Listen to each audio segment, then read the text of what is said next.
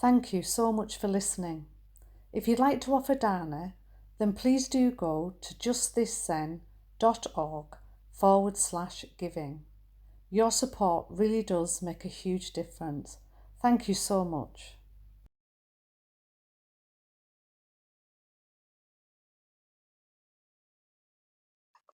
Good evening, everybody. Lovely to see you all. Thanks for that lovely welcome, Judy. So my talk this evening is called What is an Appropriate Response? Living with Uncertainty. A monk asked young men, what are the teachings of a whole lifetime? Young men said, an appropriate response. And that's from the Blue Cliff record, case 14. So that's the question I'm going to be exploring this evening. What is an appropriate response? I can't promise to come up with any answers. So we make decisions all day, every day. Some of them are instant, spontaneous decisions, and some we agonise over. How can we use our practice and Dharma to assist us to respond appropriately whenever possible? And what do we even mean by an appropriate response? So when I was thinking about this, the first things that sprung to my mind were, before responding, to pause, to do what best serves life, whatever that means, to try not to make things worse, and to learn to live with uncertainty. Sometimes we'll feel we've responded appropriately, and many times we won't. Our dualistic minds often think we can only get it right or wrong, and often we'll never know the consequences of our actions. One of the most agonizing times in my own life was when my brother died, and I made a decision that meant a potential estrangement from some of my relatives. I couldn't reconcile myself to that decision for a long time, and I still doubt it now. It felt like self-preservation at the time, but I felt more than I ever have done before or since that there was no good outcome and no correct decision, just a decision.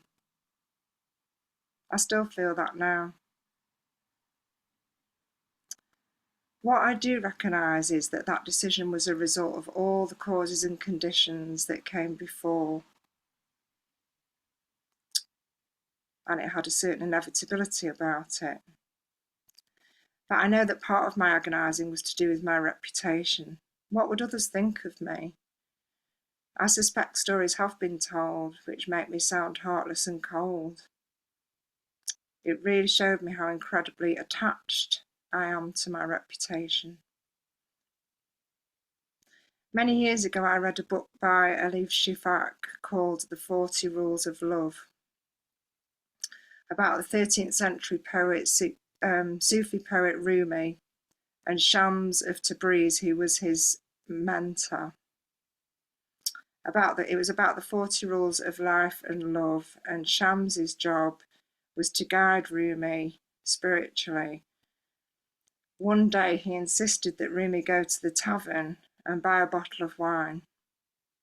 Rumi was horrified as he preached to the people not to drink, and it was very much frowned upon by the spiritual community in those days. Rumi completed the task, bought the wine in a public arena, and learned how fragile his reputation was and how quickly people could turn on him. This particular lesson stayed in my mind because I saw how attached I was to my reputation. Of course, there's reasons for this to do with our survival, being part of a community, but there are times when we're called upon to behave in a way that feels in line with our integrity, that may appear harsh or even unethical to another.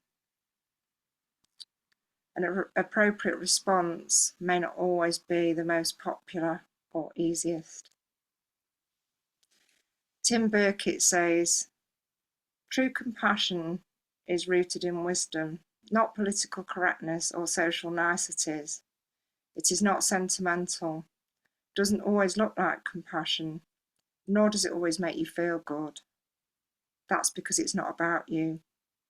And it's not about being liked or appreciated by others. It's about getting self-interest out of the way so you can respond appropriately to the suffering of others." I think for me, in the situation surrounding my brother's death, the unhelpful self-interest was my attachment to my reputation, and that was the bit that I got out of the way. In hindsight, I can see the decision that I made was a result of trying to not make things worse.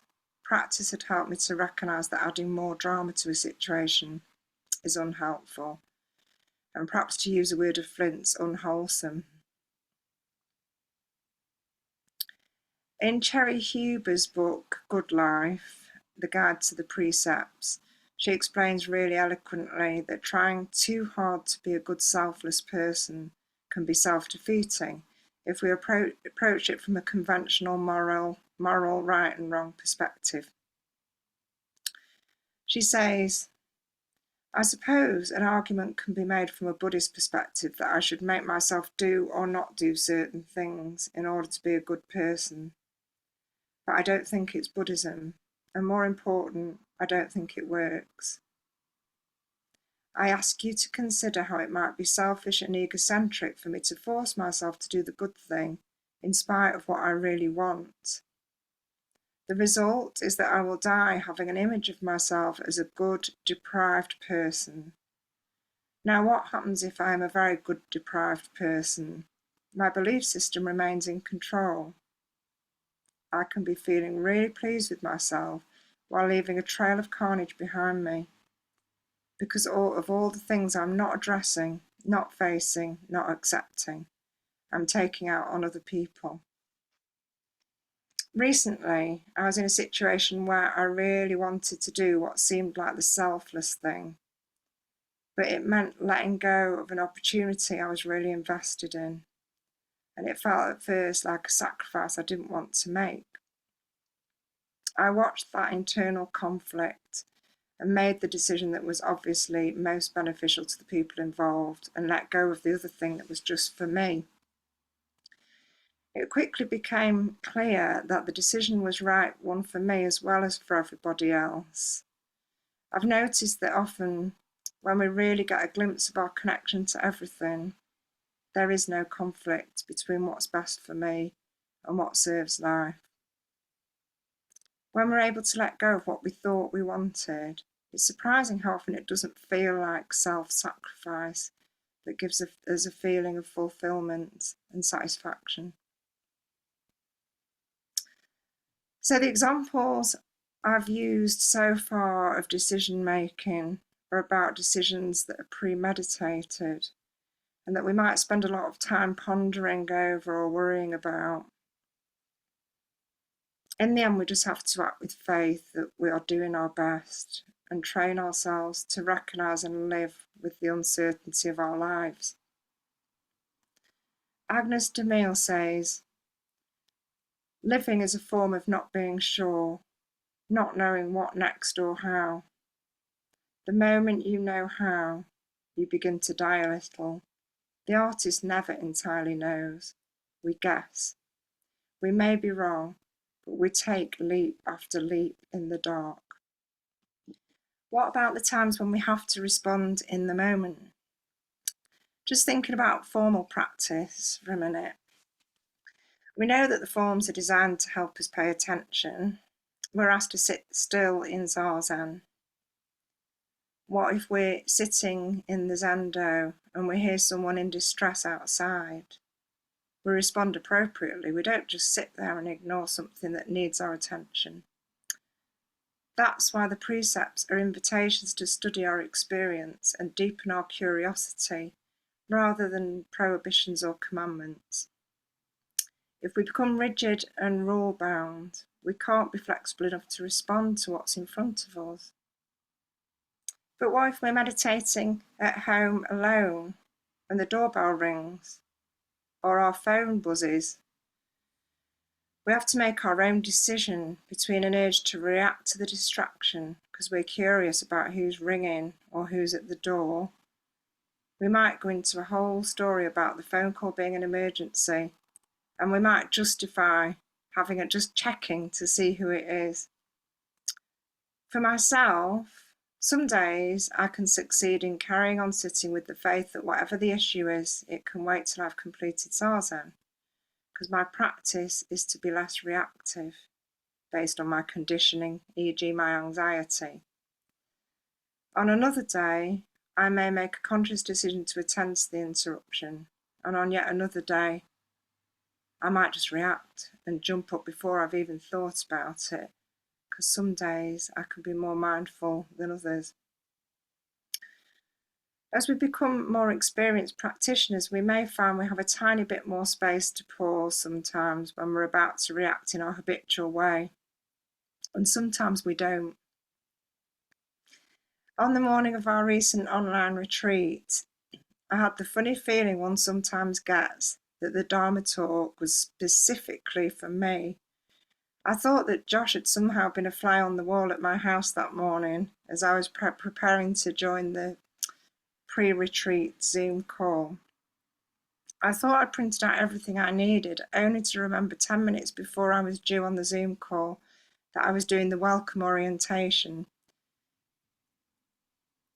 for which I needed some notes. Of course, the printer chose that moment to go haywire and wouldn't comply with my instructions. I was furious with this inanimate object, the printer, and had a little tantrum in which I expressed my frustration that the printer had purposely chosen that moment to disobey me as a personal slight just to scupper me. I went and joined the Zoom call without my piece of paper, and 5 minutes later my partner came in with it as the printer had decided to cooperate after all. I forgot all about it as I settled into the retreat, and then came Josh's Dharma talk, in which he referenced Suzuki Roshi talking about how we want to conquer inanimate objects. And he read the beautiful poem, The Patience of Ordinary Things. My printer had been respectfully waiting to serve me, and yet I couldn't allow it a moment to recalibrate. When I reflected on this, I didn't feel deeply critical of myself. I felt sheepishly amused by my ability to take personally the failings of a printer. And here is where the Dharma can influence us as we keep navigating our lives. I recognise that I made a decision to behave that way, and next time I might be able to interrupt my reaction and respond differently, in a way that's less jarring for myself and those around me, and with more gratitude for my printer. Sometimes it feels really valuable to me to remember the excitement that came from first learning about mindfulness. The discovery that I didn't have to be a slave to my reactivity, and that there were often many more options available to me than I knew. That recognising that if one could interrupt the reaction and pause for just a second, there was a choice available. Sometimes I could make a better decision that could lead to a kinder response, kinder to me and to everyone else, and therefore more appropriate. Because after all, isn't that what's meant by the question, what is an appropriate response and what best serves life? Aren't we really saying that we want to express ourselves from our vastness, from our recognition of connection? In very simple terms, we want to act from a place of love for everyone and everything. Just the other day, I was rushing around, as is too often my habit, and I got to a medical appointment and was waiting to check in with the receptionist. The lady ahead of me, who was quite frail, was clarifying some information with the receptionist, and I caught my rising impatience. and chose to really look at and take in the person ahead of me. She could have been my mother. She could have been me. She was a fellow human being, and my impatience dissipated. I really saw how the only way we can maintain our impatience in such a situation is by dehumanizing the other and thinking we're more important. And what suffering there is in that.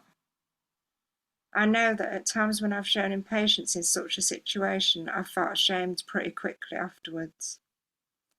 I know that this is the bread and butter of mindfulness, and much more straightforward than some of the more impossible feeling situations I've described.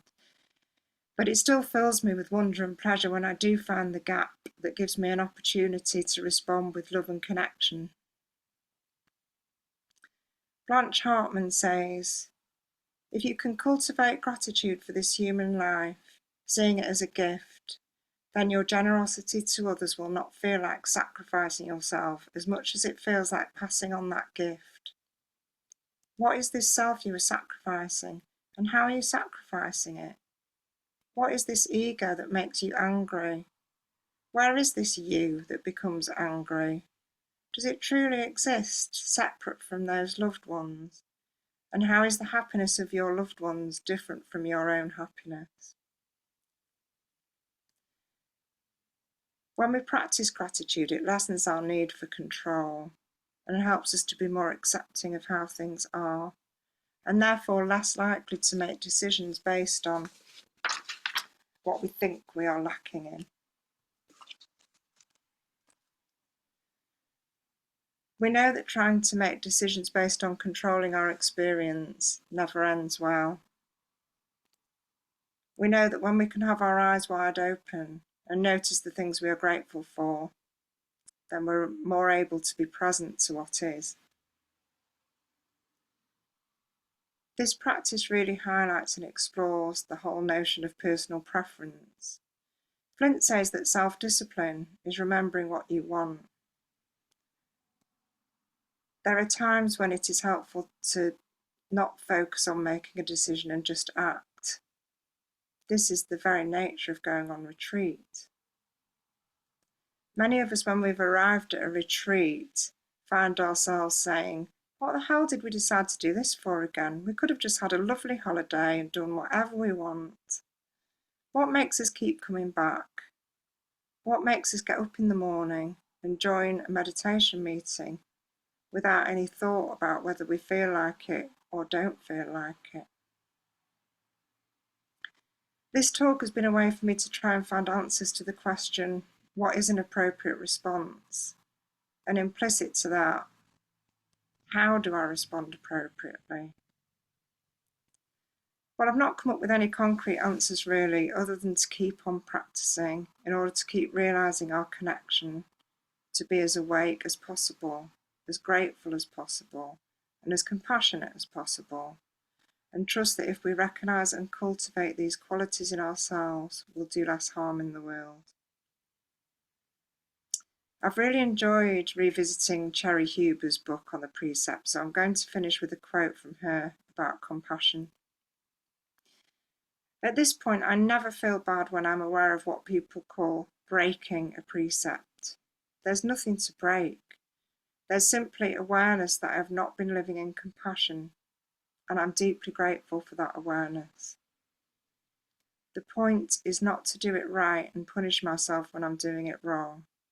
That takes me further from the joy that is available right here. When we come back to whatever's happening, when we are fully present, we are compassion. We don't have to try to follow the precepts. The instant we are at one with our hearts, we are the precepts. Thank you.